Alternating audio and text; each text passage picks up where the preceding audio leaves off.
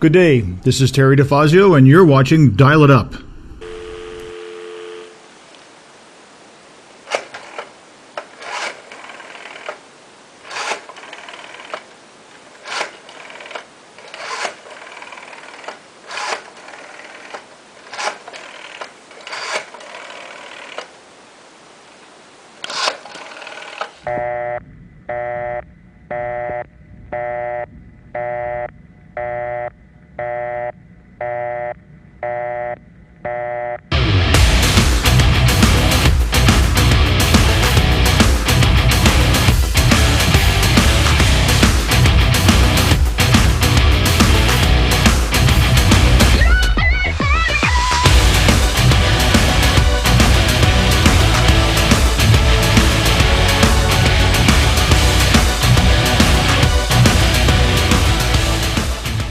Today, my guest is Bill Prue. He is the music director for North Country Union High School, and welcome to the show. Is that your correct title? Yes. Music director? Yes, that works. Okay. How long have you been the music director at North Country? Because I know you taught at other schools first, didn't you? I did. I taught elementary school at 5 different elementary schools, and I enjoyed teaching elementary school. But 5 years ago, I started teaching at the high school. Mm-hmm. Yeah, because I remember the first time I met you was at the Derby Elementary School, wasn't it? Yeah, I was teaching your grandson there. I started kids out in the 4th grade playing band instruments, and then I proceeded to teach them through 5th and 6th grade. At a few of the elementary schools, I was teaching up to 8th grade even. But, yeah. And I think the first question I asked you was, did you know Spyro Gyra? I think you did ask me that. Jazz fusion, absolutely. And you see, here's the difference. When I was in high school, if I asked a music teacher that, they would have said no. I like all different kinds of music. You know, I enjoy the band music that we play a lot. I listen to a lot of rock music. I play bass in a country band. Mm-hmm. So it's a little of everything. Mm-hmm. I'm going to get to that part later because I found it very cool. About a year or two ago, you did I think it was near a Christmas concert, that you did something very, very offbeat, which I thought was great. But first of all, where did you go to college to study music? My freshman year of college, I went to Berklee College of Music in Boston. Oh, okay. And that was a shock to me to move from Newport, Vermont to Boston, Massachusetts. But I made it through that year and did okay. I got good grades, but it wasn't for me. So I switched to Johnson State College, which is where I graduated from. Oh. The transfer ended up costing me a semester. I went 1 extra semester of student teaching. I was lucky enough to do my student teaching under Peter Gage at Lake Region, actually. So. Oh, is that right? Yeah. You know, you are now the 3rd person on this show that has gone to Johnson State. Oh, no kidding.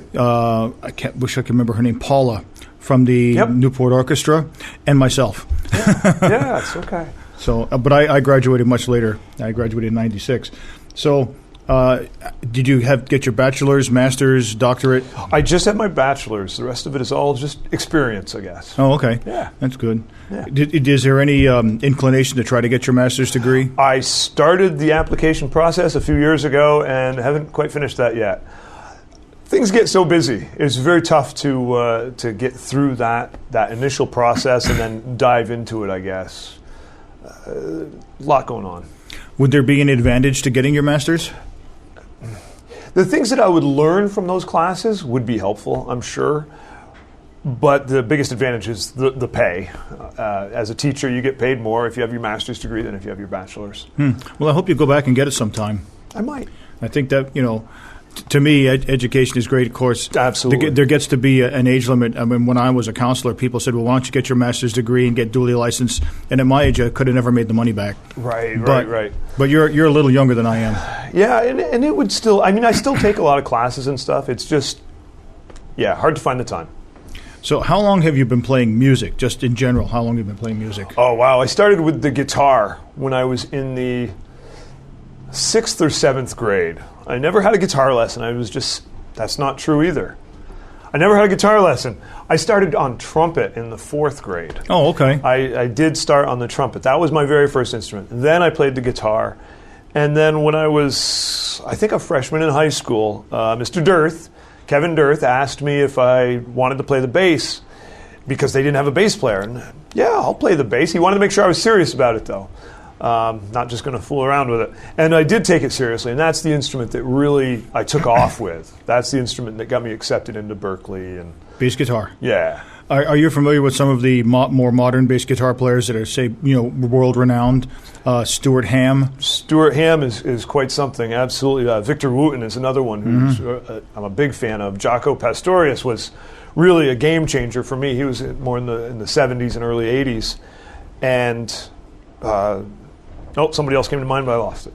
Billy Sheehan. Billy Sheehan was a hero of mine in the 80s. Oh, is that right? Yeah, absolutely. I did all the tapping and yeah. Yeah, I think I have an album of his when he was with David Lee Roth's band and another band he was in called Mr. Big. Mr. Big. I actually saw Mr. Big. I made sure I got right in front of Billy Sheehan and watched what he was doing. That was actually when I was at school in Boston.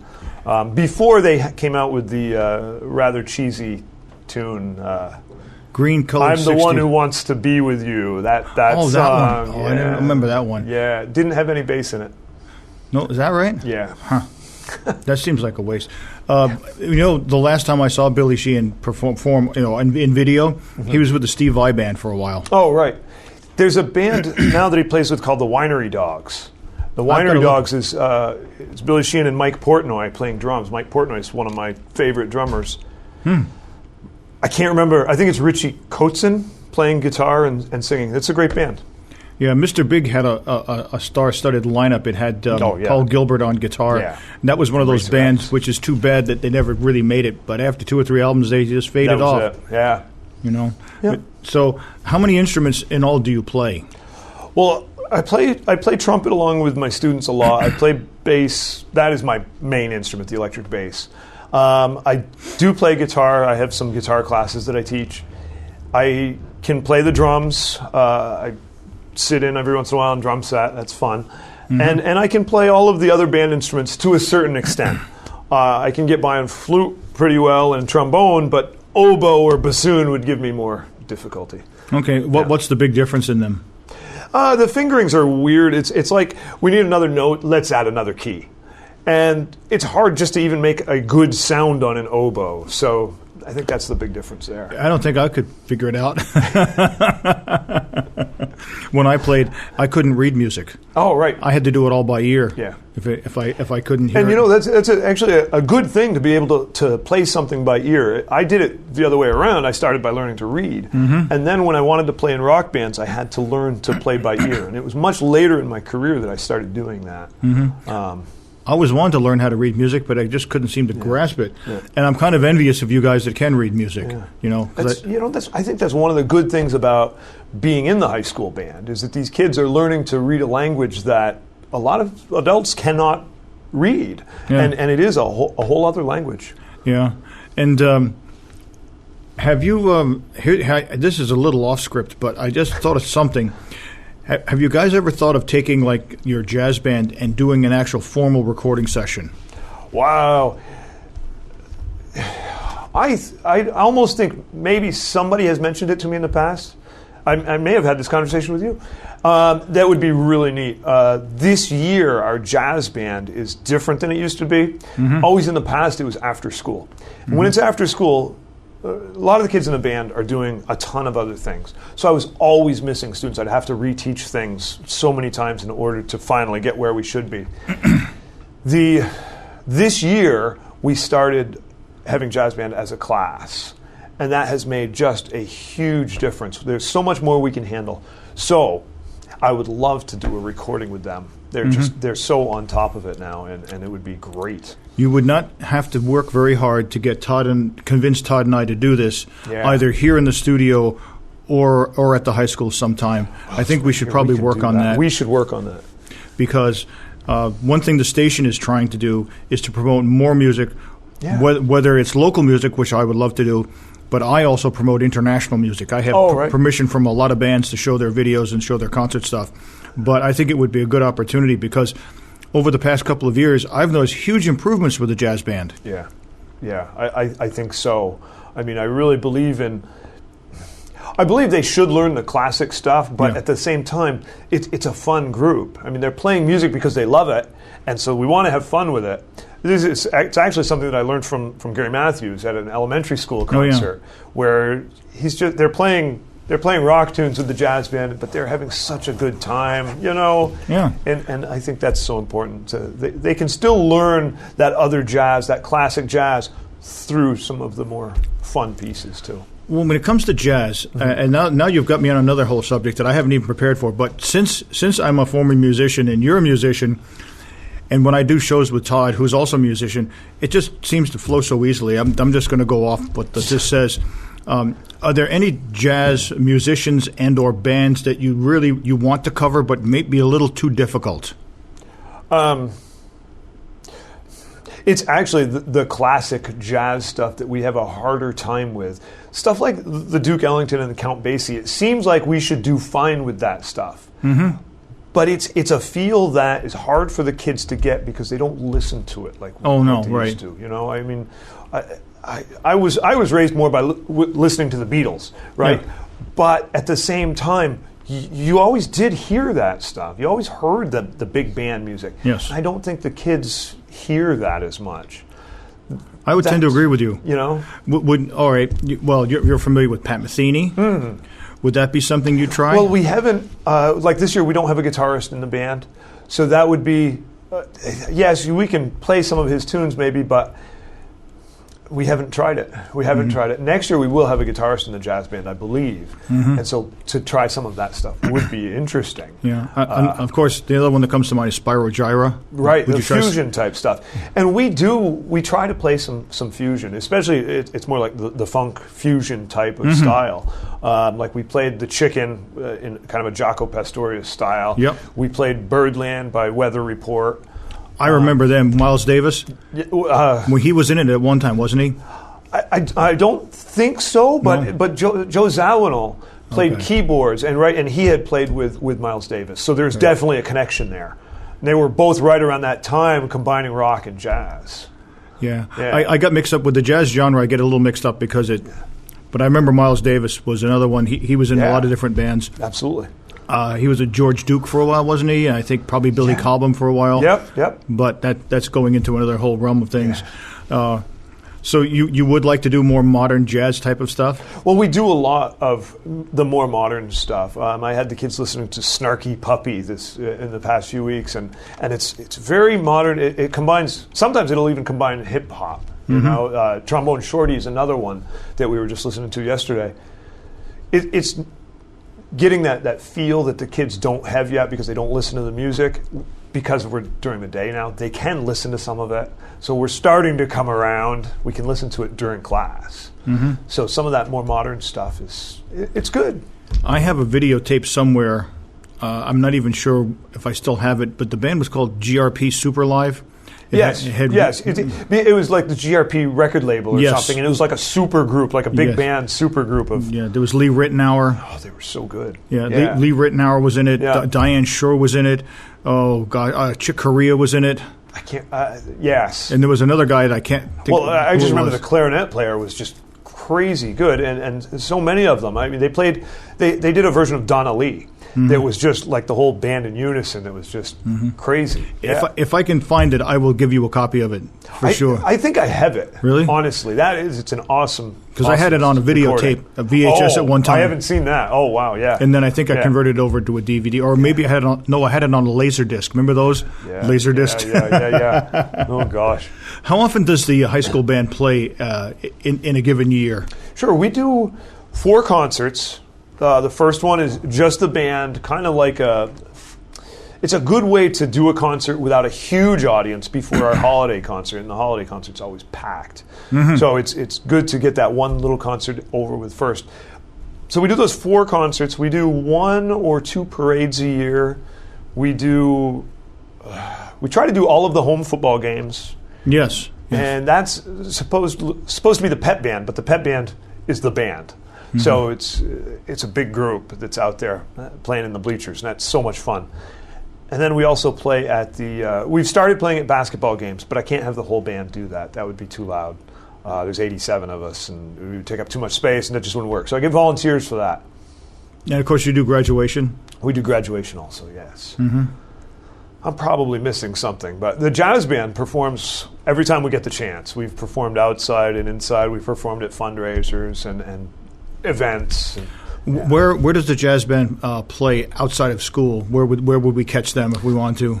Well, last year we played at the Newport Jazz Festival. I don't know that that's going to work this year. We also played at Coots, the camp up in Derby. Oh, yeah. Yep. Yeah. We played... Off Salem, right? Yeah. Yep. Yep.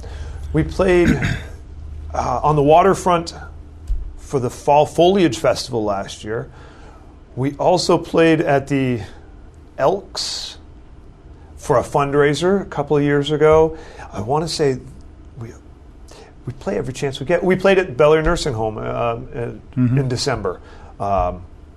Things get so busy. I wish we could play more. Mm-hmm. There was a jazz festival in March, but we couldn't work it out. I'd love to play at the jazz festival in Burlington. Couldn't work it out. The Newport Jazz Festival this year, I don't think it's going to happen for us. Mm-hmm. But, yeah. Regarding acoustics and comfortable places to play, what are some of the nicer places that you've played that you want to go back to? Honestly, the East Side Restaurant.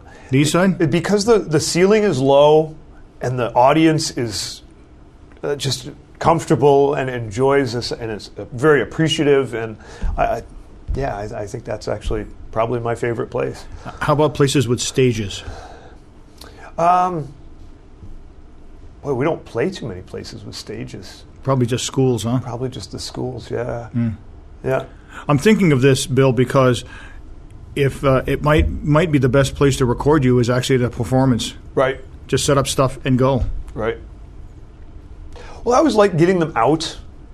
So, I mean, coming over here would be a neat experience for them to see what you do here. Yeah. In addition to being recorded, it's almost like a field trip to see what goes on in a studio. Right. Yeah. And we're modernizing. We're moving forward. Oh, wow. So a lot of this equipment that you're seeing out here right now, most of it's going to be used for the road because we're going to be going with different cameras and a TriCaster and high def and things like that. Yeah. Of the stations around the state, we are one of the last ones not to have a TriCaster. Now we have one, and we're going to get it hooked up sometime soon. Great. But of all the concerts you've played, what are some of the more memorable ones? I have one that really sticks out, but what are some of the more memorable I know which ones? one you're talking about. The one you're thinking of was very memorable. It was last year's Pops concert. We had a movies theme.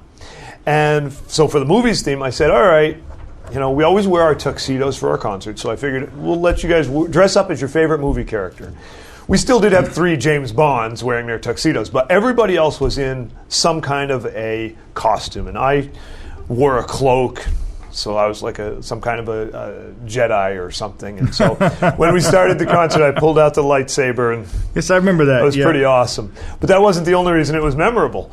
It was also memorable because we had our fire alarm go off. Right. Yes, and so we all had to evacuate before the last 2 songs. We came back in and finished, though. It was really something. When that alarm went off, I heard it, but you guys were loud enough so hardly anybody else did. I didn't know what was going on. I had no idea. We stopped the tune, and I see our chorus teacher here, and I'm like, this is weird. Why is she up here? But it was to tell me that there was a fire alarm, and we had to leave. Yeah. Yeah, I remember that quite well. That was the one that you are correct. That's the one I remember the most. Yeah. But there were several other very good ones. Are there any particular musicians, jazz musicians or pop musicians that you prefer to cover? Stuff that you think is good to learn and easy to learn and fun to learn? Well, what I like is when it all comes together. Something that's fun to learn, that the kids enjoy, but then it is also a good learning experience. We did a piece actually called Led Zeppelin on Tour, and it was a medley of Led Zeppelin tunes. The rhythms were very complicated and difficult, and the kids enjoyed it. They learned these tough rhythms, they worked on the tune, and it came out really well. Any specific songs? Yeah, there's in the tune is...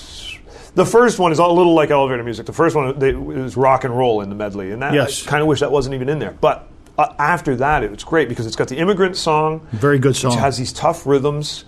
It's got Kashmir, which has the two different time signatures kind of at the same time, which makes it complicated. I think there's one other one, but there's also Stairway to Heaven. And of course, Stairway to Heaven, you've got to have a light touch on that. And it worked out very well.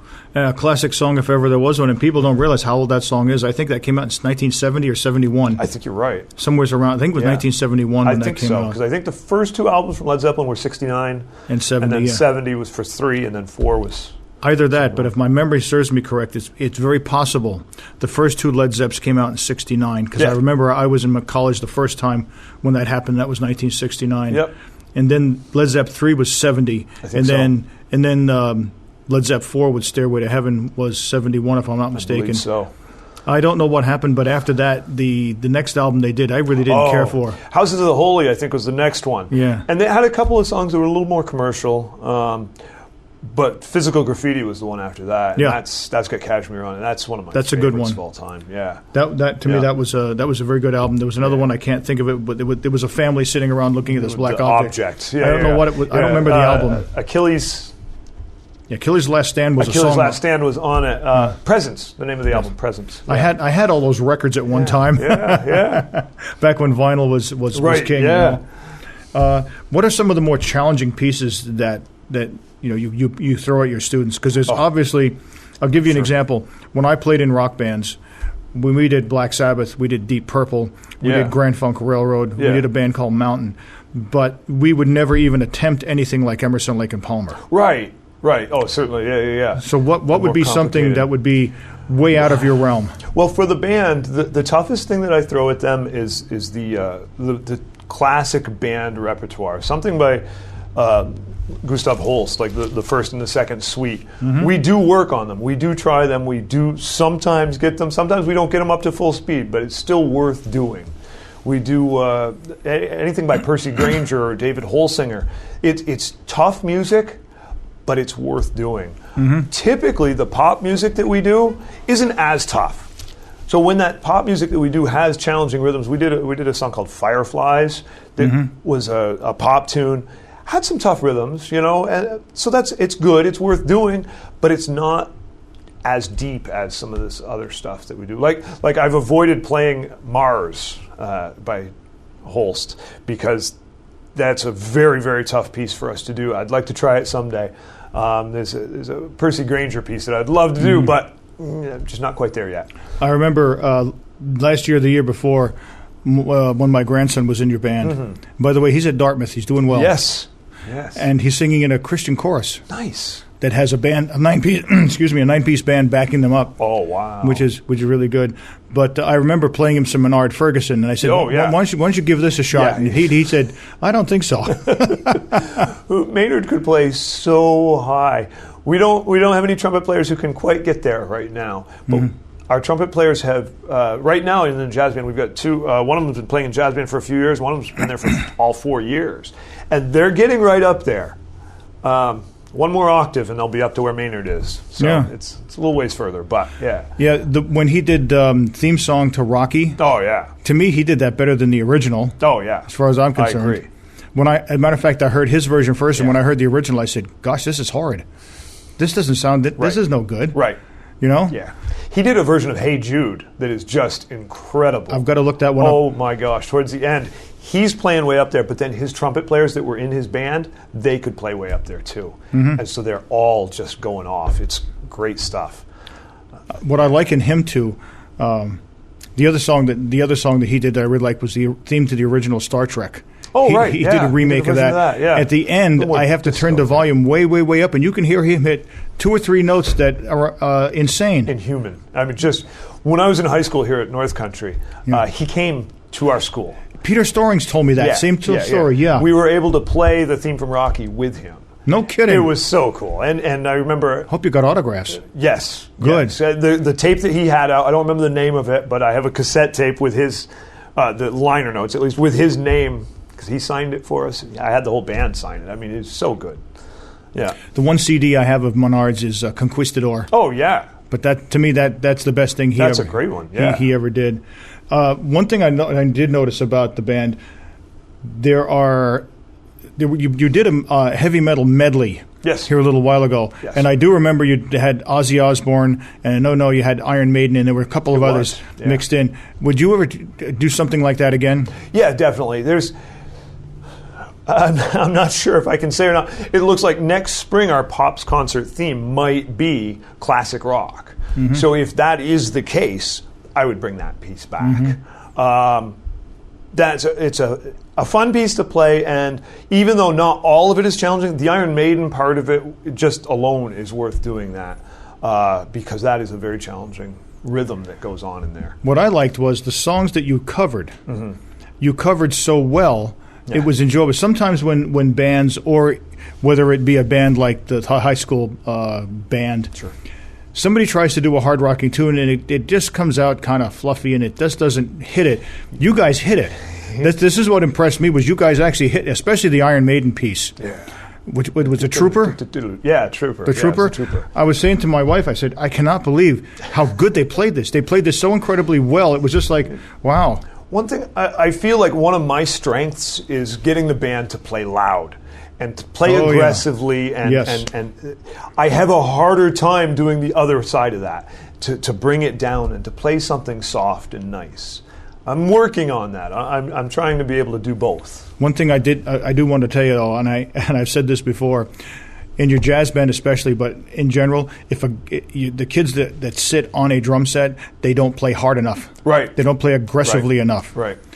When we're playing rock, they need to do that. There's definitely. No doubt about it. When we're playing jazz, they need to bring it down a little bit, but it depends on the piece. Mm-hmm. It does. And sometimes they do need to bring it out some more. And sometimes you get in front of an audience, and these are high school kids, and so mm-hmm. they get a little bit nervous, and that can bring that down a little. I wasn't going to ask this question, but since I've got you, and I know Todd's going to be back in the control room chuckling about this, would you ever consider trying to cover a piece by, say, Nightwish? Oh gosh. Or would that be out of the realm? It's tough because it's that orchestral sort of heavy metal sound, right? And it's complicated music. I think it would be very difficult for us to duplicate that. Yeah. Yeah. They're not quite in the same. And just the fact that we'd have to write out all of the parts for everybody.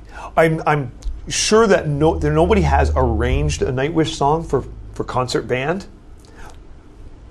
Maybe they have. I don't know. But that's actually one of my most common problems. Kids will request a song, but nobody's done it yet. Nobody's arranged it for a band.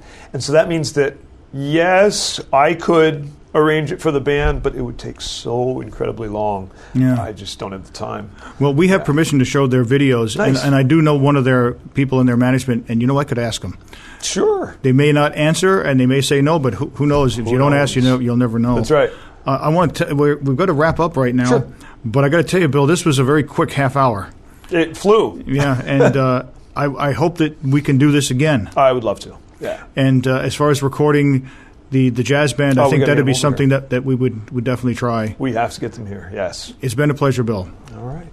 This is Terry Difazio for Dial It Up, saying we'll catch you on the flip side, and have a good day.